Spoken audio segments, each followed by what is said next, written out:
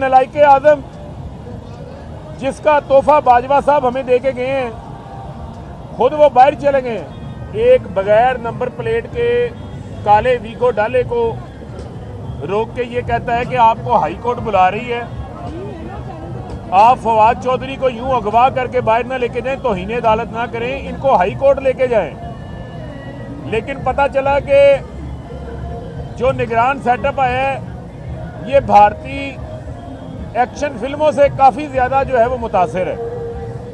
और एफआईआर का मतन ये बना दिया गया कि फारूक हबीब ने जो है 40-50 जो पुलिस एहलकार, मुसल्ला, तरबियत याफ्ता, कमांडो तरबियत याफ्ता, उनके साथ डकैती कर ली है, उनका वायरलेस भी छीन लिया है, उनकी वर्दियां भी फाड़ दी हैं। लेकिन फारूक हबीब को कुछ नहीं हुआ, सब कुछ जो है वो